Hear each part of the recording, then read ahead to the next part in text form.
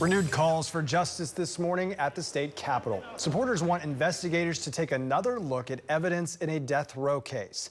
News 9's Cameron Joyner shows us who they say the evidence leads back to.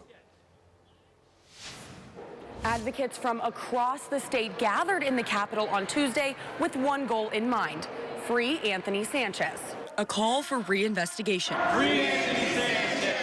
And a mother's plea for justice. It's heart-wrenching. I mean, it hurts. I pray every day that they will prove his innocence and he'll get out of there. I just pray that they won't kill him for something he didn't do. Anthony Sanchez is on death row, accused of raping and murdering Julie Buskin, an OU ballerina, in 1996. Sanchez's DNA came up as a match to DNA found at the crime scene 8 years later. We're asking for a chance to reevaluate that before it's too late. This is David Ballard, an investigator brought in by the Free Anthony Sanchez campaign to look at the case. None of it directly ties right back to Anthony Sanchez.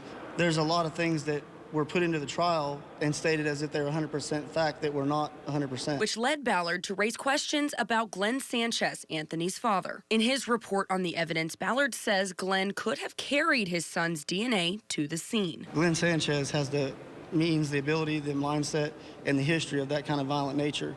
And that, is enough to want to look at that and be sure. However, Attorney General Drummond remains confident in the conviction, saying in a statement that Sanchez is undoubtedly guilty and calling allegations against Glenn Sanchez ludicrous. He goes on to say this is making a mockery of how advances in DNA evidence have exonerated wrongly convicted individuals.